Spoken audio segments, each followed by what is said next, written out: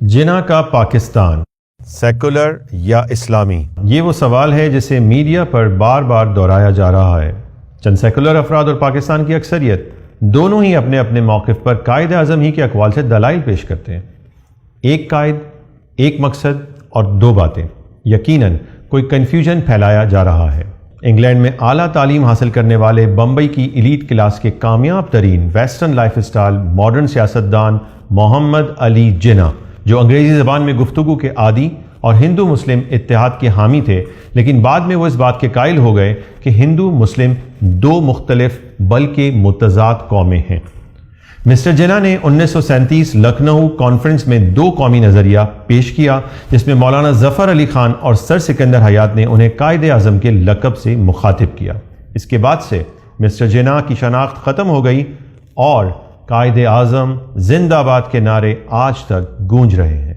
اور پھر دنیا نے دیکھا، مارچ 1940 میں آپ کی صدارت میں دو قومی نظریے کی بنیاد پر پاکستان کے قیام کا مطالبہ کیا گیا۔ آپ نے عوامی اجتماعات میں کوٹ پینٹ کو چھوڑ کر مسلمانوں کا مقامی لباس اچکن اور پاجامے کے ساتھ کراکلی ٹوپی، جسے آج کل جناح کیپ کہا جاتا ہے، پہننا شروع کر دی۔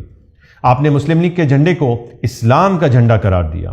ہم نے زیادہ تر قائد اعظم کی تقاریر کچھ ایسی سنی ہیں جس میں وہ فرماتے ہیں کہ پاکستان میں اسلامی جمہوریت اور اسلامی سماجی انصاف اور مساوات کو یقینی بنایا جائے گا، اور ہماری جمہوریت کی بنیاد حقیقی اسلامی نظریات اور اصولوں پر ہے، یا یہ عظیم سرزمین اب ایک اقتدار کے تحت ہے جو اسلامی ہے اور یہ ایک آزاد خود مختار مسلمان ریاست ہے۔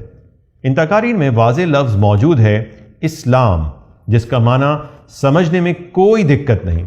سیکولرزم کے حامیوں سے سوال ہے، بلکہ یہ ان کے لیے چیلنج ہے، کہ اگر قائد اعظم سیکولر ملک بنانا چاہتے تھے تو 1934 سے لے کر اپنی وفات تک ایک بار بھی قائد اعظم نے یہ کیوں نہیں کہا کہ میں سیکولر ریاست بنانا چاہتا ہوں؟ اب سوال یہ اٹھتا ہے، کیا وہ سیکولر کے لفظ سے ہی ناواقف تھے؟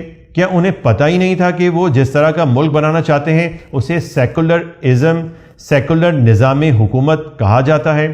ایسا بالکل بھی نہیں۔ اس بحث کا دوسرا اہم لفظ سیکولرزم ہے۔ سیکولر لوگ کہتے ہیں کہ قائد اعظم سیکولر ریاست چاہتے تھے۔ وہ حضرات اپنے دلائل میں قائد اعظم ہی کی تقاریر سے حوالے پیش کرتے ہیں، جیسے امریکی عوام سے ریڈیو پر خطاب میں آپ نے فرمایا، پاکستان کسی بھی صورت میں ایک تھیوکریٹک اسٹیٹ نہیں بنے گا جس پر کسی خدائی مشن کے نام پر پریسٹ کا راج ہو۔ ہمارے پاس بہت سے ہندو، عیسائی اور پارسی غیر مسلم رہتے ہیں۔ ایک شہری ہونے کی حیثیت میں ان میں سے ہر ایک کو تمام قانونی حقوق میسر ہوں گے اور وہ پاکستان کے معاملات میں اپنا بھرپور کردار ادا کریں گے جو ان کا شہری حق ہے۔ لیکن سیکولر اس کا ترجمہ کچھ یوں کرتے ہیں، پاکستان کسی بھی صورت میں ایک مذہبی ملک نہیں بنے گا جس پر کسی خدائی مشن کے نام پر مولویوں کا راج ہو۔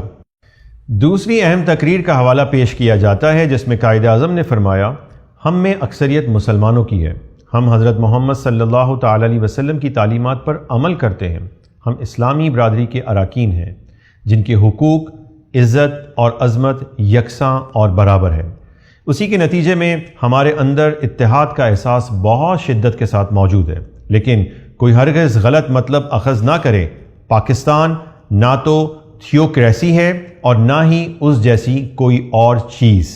سیکولرز اس کا ترجمہ کچھ یوں کرتے ہیں، پاکستان نہ تو مذہبی ریاست ہے نہ ہی اس جیسی کوئی اور چیز، یعنی وہ تھیوکریسی کا ترجمہ مذہبی یا اسلامی حکومت کرتے ہیں۔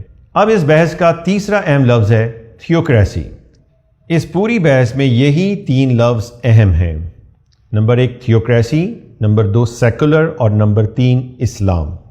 اسلام اپنے نام سے صاف واضح ہے، جسے کسی تشریح کی ضرورت نہیں۔ دوسرا لفظ ہے سیکولر۔ ریاستی معاملات مذہب کو شامل کیے بغیر چلانے کا نام سیکولرزم ہے، لیکن یہ لفظ قائد اعظم نے کبھی بھی استعمال نہیں کیا۔ اور تیسرا لفظ ہے تھیوکریسی۔ تھیوکریسی کے معنی ہیں یہودیت اور عیسائیت کے مذہبی قائدین یعنی ربانین اور پادریوں کی حکومت کا نام ہے۔ جس میں پوپ کے فیصلے کو خدا کا فیصلہ مانا جاتا ہے، دین سے زیادہ شخصی اجارہ داری ہوتی ہے، جہاں حکومتی مذہب کے علاوہ دیگر تمام مذاہب کو کچلا جاتا ہے۔ اس کی سب سے بڑی مثال پاپائیت ہے۔ مغرب میں لبرلزم اور سیکولرزم کے انقلاب نے تھیوکریسی پاپائیت کو ختم کر دیا تھا، کیونکہ مغرب نے عیسائیت کی مذہبی حکومت تھیوکریسی دیکھی تھی اور وہ اسلامی حکومت کو بھی تھیوکریسی ہی کی طرح سمجھتے ہیں۔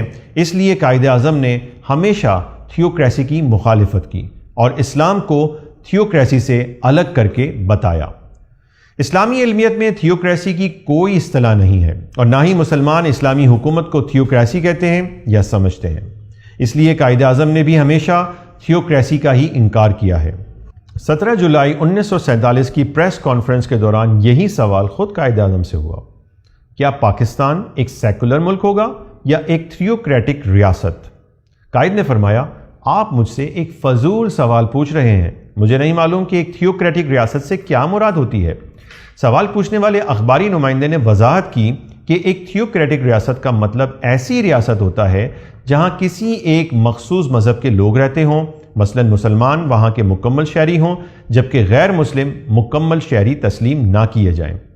تو قائد نے انگریزی محاورے میں کہا کہ مجھے لگتا ہے میری ساری باتیں آپ کے سر سے گزر گئی ہیں۔ آپ جب جمہوریت کی بات کرتے ہیں مجھے افسوس کے ساتھ کہنا پڑتا ہے آپ نے اسلام کو نہیں پڑھا ہے۔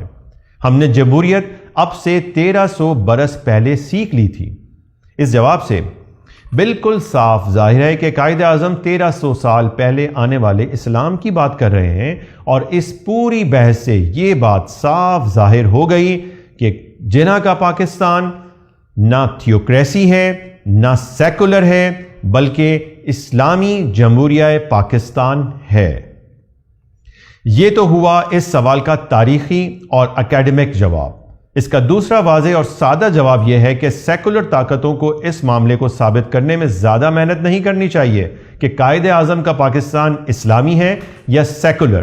یہ بات سورج کی طرح روشن ہے کہ بر صغیر کے مسلمانوں نے قائد اعظم کی قیادت میں ایک آزاد اسلامی مملکت کی بنیاد رکھی، اور اسلامی علمیت میں حجت صرف اور صرف اللہ اور رسول کا قول ہوتا ہے، اس سے مخالف ہر شخص کی بات رد کر دی جاتی ہے۔